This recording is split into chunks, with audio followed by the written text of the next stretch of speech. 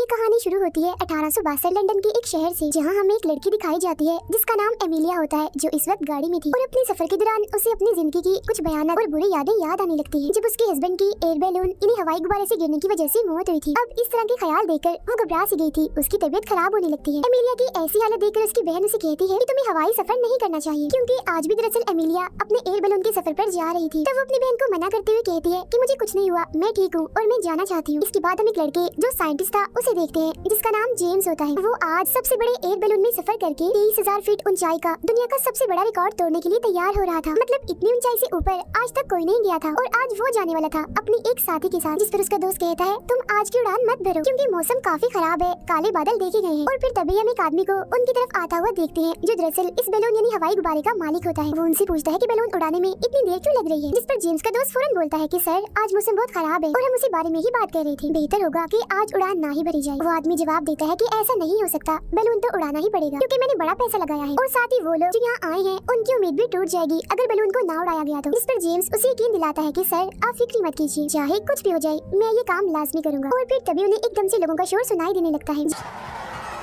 यहाँ हम एक बार फिर देखते हैं एमिलिया को। वो खूबसूरत सा ड्रेस पहनकर किसी सर्कस की तरह लोगों को खुश करने लगती है, क्योंकि ये उसका काम था। और साथ ही वो एक एरोनॉट भी होती है, यानी जो एयर बैलून को पायलट बन के चलाते हैं। और आज इस बैलून को वही चलाने वाली थी, मतलब कि जेम्स ने उसी के साथ सफर करना था और दुनिया का सबसे बड़ा रिकॉर्ड तोड़ना था। सब लोग जोरदार तालियां बजाकर उसका वेलकम करते हैं। इस सफर पर एमिलिया अपने डॉग को भी अपने साथ लेकर जा रही थी, जो देख जेम्स उसे ऐसा करने से मना करता है, लेकिन वो उसकी बातों को अनसुना करते हुए लोगों को दोबारा एंजॉय करवाने में लग जाती है। उन दोनों को बैलून के पास देखकर लोगों की भीड़ तालियां बजाकर उनका हौसला बढ़ाने लगती है। इन्हीं लोगों के बीच एमिलिया को एक आदमी दिखता है, जिसे देख पहले तो वो एकदम से सहम जाती है, लेकिन फिर अगले पल जेम्स के साथ उड़ान भरने के लिए तैयार हो जाती है। इसके फौरन बाद वो लोगों के जोश जज्बे और तालियों के साथ अपना सफर शुरू करते हैं। जी हाँ, देखते ही देखते वो जमीन को छोड़ते हुए आसमान की तरफ बढ़ते हुए दिखाई देते हैं। फिर कुछ ऊपर जाने के बाद एमिलिया दोबारा अलग अलग करतब करके लोगों को खुश कर रही थी, जो देख सभी लोग काफी एंजॉय कर रहे थे। तभी एमिलिया जेम्स को कहती है कि मेरा डॉग तो मुझे पकड़ा दो, लेकिन वो उसे ऐसा करने से मना कर देता, लेकिन उसके बार बार कहने पर आखिरकार वो एमिलिया के डॉग को उसे दे ही देता है। जहाँ हम देखते हैं कि हाथ में लेते ही वो उस डॉग को नीचे गिरा देती है, जो देख सब लोगों की सांसें थम जाती हैं, एकदम वो चौंक जाते हैं। मगर अगले ही पल डॉग की पीठ पर बंधा हुआ पैराशूट खुल जाता है, जिसकी मदद से डॉग आराम आराम से नीचे आने लगता है। अब ये चीज देखकर हर कोई तालियां बजाने लगता है। एमिलिया का ये वाला करतब लोगों के साथ साथ जेम्स को भी काफी पसंद आता है। अब ऐसे करते करते वो 1100 फीट की ऊंचाई तक आ गए थे। यहाँ खुद को इतना ऊपर उड़ता हुआ देखकर पहली बार जेम्स एक आजाद पंछी की तरह महसूस करने लगता है। तब उसके चेहरे को देखकर एमिलिया उसे कहती है कि ये दुनिया भी बिल्कुल ऐसे एंजॉय करना चाहती है जैसे इस वक्त तुम कर रहे हो। एंजॉय करके लोगों को इतना ही सुकून मिलता है जितना तुम्हें अभी मिल रहा। तो इसी वजह से लोगों को खुश करने के लिए अक्सर मुझे उल्टे सीधे करतब और तमाशे दिखाने पड़ते हैं।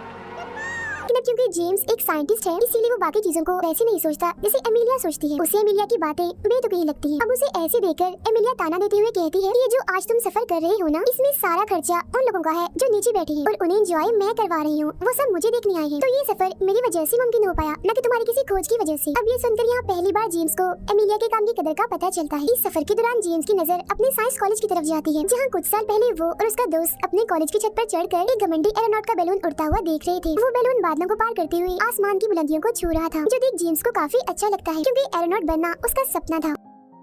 वो फौरन ही उस एरोनॉट से मिलने के लिए भी बेताब हो जाता है। फिर कुछ ही दिन के बाद वो अपनी एक काफी बड़ी मीटिंग में सबको बताता है कि कुछ वक्त के बाद मैं बैलून उड़ाना सीख जाऊंगा। और इससे भी बड़ी बात ये कि मैंने एक खोज की है जिसमें हम इंसान मौसम की हालात के बारे में पहले ही जान जाया करेंगे। मतलब कि आज का मौसम कैसा होने वाला है, मौसम साफ है कि बादल है, और इस चीज से इंसानों को बहुत फायदा होगा। अब उसकी ये सारी बातें वहाँ बैठे लोगों को बेकार और बेमायने लगती है, इसीलिए उस एरोनॉट समेत सब लोग उसका मजाक बनाने लगते हैं और उस पर हंसने लगते हैं। जेम्स की इस याद के बाद हम दोबारा से दोनों को देखते हैं जो लगातार आगे बढ़ रहे थे। यहाँ जेम्स मौसम के बारे में लिख लिख कर कबूतरों के जरिए नीचे भेजता है। मतलब जैसा उसने मीटिंग में कहा था वो वैसा ही कर रहा था, लोगों को मौसम के हालात के बारे में बता रहा था। जिसके बाद उनका बैलून काले घने बादलों में दाखिल होता हुआ दिखाई देता है। अब उन्हीं काले अंधेरों में एमिलिया दोबारा से उसी आदमी को देख पाती है जो उसे नीचे लोगों के बीच भी दिखा था। जेम्स जब सामान को ठीक कर रहा था तो अचानक उन्हें अपने ऊपर बादलों की गरज सुनाई देती है। इसके फौरन बाद बारिश होने लगती है, जो देख वो हरकत में आ जाते हैं और अपने सामान को बारिश से बचाने लगते हैं। मगर अब देखते ही देखते तेज हवाएं अपना जोर पकड़ लेती हैं, जहां हवा में उनका बैलून झूलने लगता है, जिस वजह से वो दोनों भी बैलून की बास्केट में गिरकर झूलते हुए दिखाई देते हैं। अब ये हवाएं कुछ ही पलों में तूफान का रूप ले लेती हैं, जिसमें झूलने से जेम्स जख्मी होकर बेहोश हो जाता है। साथ ही एमिलिया भी बास्केट से बाहर निकलकर एक जगह पर लटकी होती है। वो बस गिरने ही वाली थी, मगर तभी जेम्स को होश आ जाता है। वो 1 मिनट भी जाया किए बगैर एमिलिया को ऊपर खींचकर उसकी जान बचा लेता है। तब बास्केट में आते एमिलिया दोनों की जान बचाने के लिए वहाँ रखे रेत के बैग नीचे गिराने लगती है। अब ऐसा होते ही वजन कम हो जाता है और उनका बैलून एक बार फिर इस तूफान से निकलकर ऊपर आसमान की तरफ जाने लगता है। वो बादलों को चीरता हुआ काफी ऊपर आ गया था, जहाँ के बादल बिल्कुल साफ थे और धूप भी थी, जो देख एमिलिया काफी खुश हो जाती है क्योंकि उसकी मेहनत काम आ गई थी। वो लोग अब उस मुसीबत से आजाद हो गए थे। अब जाकर खुश होते हुए वो रात की सांस लेते हैं। जेम्स बादलों पर अपने बैलून की परछाई को देखता है जो बेहद ही खूबसूरत लग रही थी, जो देख उसे काफी अच्छा लगता है। वो सोचता है कि ये ऊपर आसमान की जिंदगी काफी प्यारी है क्योंकि नीचे हमारी जिंदगी बेतुकी और फजूल चीजों और असूलों से भरी पड़ी है। इसीलिए वो यहाँ अपने मन की भड़ास निकालने के लिए और खुश होते हुए जोर जोर से चिल्लाने लगता है। उसे देखकर एमिलिया भी बिल्कुल वैसे अपनी खुशी का इजहार करती है और जोर से चिल्लाने लगती है। और यहाँ एक बार फिर वो अपनी यादों में कहीं गुम हो जाती है। वो अपने हस्बैंड के गुजर जाने की वजह से काफी उदास और दुखी होकर बैठी हुई थी। एमिलिया की ऐसी हालत देखकर उसकी बहन उसे एक पार्टी में लेकर जाती है और उसी पार्टी में एमिलिया की मुलाकात होती है जेम्स से, जो उसे अपने सपनों के बारे में बताता है कि मैं एक कामयाब एरोनॉट बनना चाहता हूँ, जिसमें मुझे आपकी मदद चाहिए, तो प्लीज मेरी मदद कर दीजिए ना। जिसके लिए वो मान भी जाती है और साथ ही वो जेम्स के हौसले को देखकर काफी खुश भी थी। इसीलिए वो अगले ही दिन से उसके लिए बैलून बनाने में लग जाती। अब उन दोनों का बैलून आराम आराम से अपनी मंजिल की तरफ आगे बढ़ रहा था, जो नजारा बहुत ही प्यारा था। यहाँ तितलियों का एक काफी बड़ा झुंड उनके बैलून के आसपास घूमने लगता है, जो देख एमिलिया के चेहरे पर एक अलग ही खुशी आ जाती है।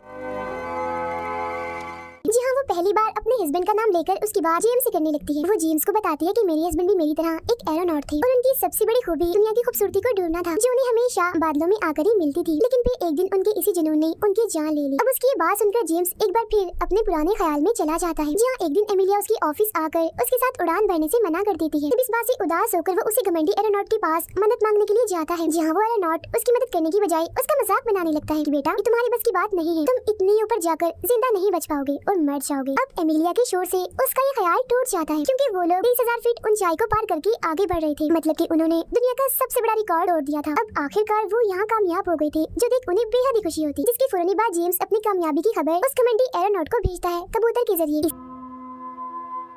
इसी बीच एमिलिया की नजर तेज हवाओं की तरफ पड़ रही थी, जो देखते ही देखते काफी ठंडी होती जा रही थी, जिस वजह से उसे काफी फिक्र होने लगती है। इसीलिए वो फौरन ही नीचे जाने का फैसला करती है। लेकिन जेम्स के सर पर तो जुनून सवार था, इसीलिए वो बैलून को नीचे ना ले जाकर और ऊपर ले जाने की बात करता है। लेकिन एमिलिया उसे गुस्सा होती हुई कहती है कि बेवकूफ मत बनो, ऐसा करना हमारी जान ले सकता है।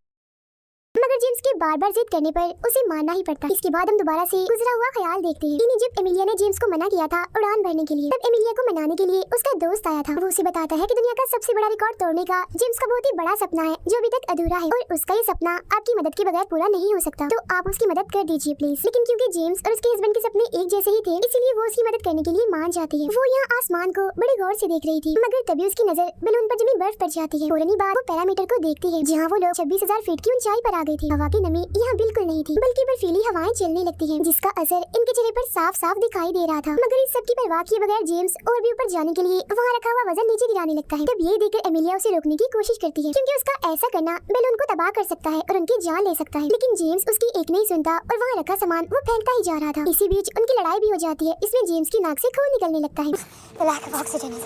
वो गुस्से में भरकर एमिलिया को कहता है कि तुम्हारा हस्बैंड भी बिल्कुल तुम्हारी तरह ही डरपोक था, जिस वजह से उसकी जान तक चली गई। अब जेम्स की ऐसी बातें सुनकर मजबूरन एमिलिया उसे उस दिन की सच्चाई बताती है जब उसके हस्बैंड की मौत हुई थी। वो कहती है कि जब हम दुनिया का रिकॉर्ड तोड़ने के करीब थे, तब बैलून उड़ाने का काम मेरे हस्बैंड की नहीं बल्कि मेरे हाथ में था, जहाँ मेरी एक गलती की वजह से बैलून फट गया और हम दोनों तेजी से नीचे गिरना शुरू हो गए। और तभी हमें पता चलता है कि अक्सर जो आदमी एमिलिया को नजर आया करता था, वो और कोई नहीं बल्कि उसका हस्बैंड था, जो हमेशा उसकी यादों में था। और फिर उस दिन एमिलिया के हस्बैंड ने उसकी जान बचाने के लिए अपनी जान दे दी थी, जिस वजह से वो खुद को कभी माफ नहीं कर पाई। उसकी सच्चाई जानकर जेम्स शर्मिंदा हो जाता है और उससे माफी मांगता है, जहाँ अब की बार दोनों ही नीचे जाने का फैसला करती हैं। एमिलिया जब रस्सी खींचती है तो उसे पता चलता है कि बर्फ की वजह से उनका बैलून जम गया है और बीच वाले सुराख जिसकी वजह से बैलून उड़ना था, वहाँ भी बर्फ जम गई होती है। वो उसे हटाने की काफी कोशिश करती है, मगर नहीं हटा पाती। अब ठंड भी बढ़ती जा रही थी और ऑक्सीजन भी कम था, तो जेम्स की हालत भी खराब होने लगती है। तब एमिलिया अपनी जान की परवाह किए बगैर जेम्स की जान बचाने के लिए रस्सियों के सहारे बैलून के ऊपर चढ़ना शुरू करती है। सर्दी की वजह से उस पर भी बर्फ जम रही थी और जाहिर है उसे भी काफी मुश्किलात का सामना करना पड़ रहा था, मगर फिर जैसे तैसे करके वो बैलून के बिल्कुल ऊपर आ जाती है। वो अपने जूते की मदद से बैलून का वो सुराख खोलने में कामयाब भी हो जाती है, लेकिन वहाँ ठंड इतनी ज्यादा थी कि वो बेहोश होकर वहीं गिर जाती है। मगर कुछ देर बाद वो नीचे की तरफ खिसकने लगती है। बेहोशी की हालत में ही वो नीचे जाके गिरती है। लेकिन क्योंकि वो रस्सी की सहारे बंधी हुई थी इसलिए मरते मरते वो बचती है और फिर कड़ी मेहनत के बाद आखिरकार वो बास्केट में आ ही जाती है। वहाँ वो जेम्स को बेसुध पड़ा हुआ देखकर समझ जाती है कि आज मैं एक बार फिर किसी अपने को खोने वाली हूँ। मगर फिर फौरन ही बाद उसकी आँख खुल जाती है। दरअसल ऑक्सीजन की कमी की वजह से जेम्स सिर्फ बेहोश हो गया था, मरा नहीं था। उसे जिंदा देखकर एमिलिया जज्बाती हो जाती है, उसकी आंखों में खुशी के आंसू आ जाते हैं। अब थोड़ी ही देर में वहाँ बर्फ पड़ने लगती है, जहाँ जेम्स उस बर्फ को इकट्ठा कर रहा था ताकि इसके जरिए वो अपनी प्यास बुझा सके। इस सब के दौरान उनका बैलून हजारों फीट नीचे आ गया था और फौरन ही बर्फ पड़ना वहाँ रुक जाती है, जो देख एमिलिया को कुछ ठीक नहीं लगता। तभी हम देखते हैं कि नमी और बर्फ की वजह से अब बैलून अलग अलग होना शुरू हो गया। ये देखकर जेम्स एमिलिया को बास्केट के ऊपर जाने का कहता है, क्योंकि बास्केट और बैलून एक दूसरे से अलग अलग हो रही थी। वो खुद भी ऊपर जाकर दोनों की जान बचाने के लिए सामान समेत ही बास्केट की रस्सी को काट देता है, मगर उसका ऐसा करना उनके लिए और मुश्किल खड़ी कर देता है, क्योंकि तेज हवा की वजह से वो आगे ही बढ़ते जा रहे थे। अब इन सारे हालात का जिम्मेदार एमिलिया खुद को समझती है और जेम्स की जान बचाने के लिए अपनी जान देने के लिए वहाँ से कूदने का सोचती है। वो ऐसा करने ही वाली थी, मगर तभी पीछे से जेम्स चिल्ला उठता है और एक भी पल की देरी किए बगैर बैलून की रस्सियों को काट देता है, जिससे अब बैलून आराम आराम से नीचे आ रहा था और वो बिल्कुल किसी पैराशूट की तरह ही काम कर रहा था, जहाँ कुछ ही वक्त के बाद वो जमीन पर आने में कामयाब हो जाते हैं। वो जख्मी हो गए थे लेकिन जिंदा बच गए थे। अब इन दोनों का ये हैरान कुन कारनामा उनकी पूरी जिंदगी को ही बदल के रख देता है, क्योंकि वो लोग जो पहले जेम्स का मजाक बनाते थे आज इज्जत में उसके लिए खड़े होते हैं, तालियां बजाते हुए दिखाई देते हैं। इसके बाद हम दोबारा से उन दोनों को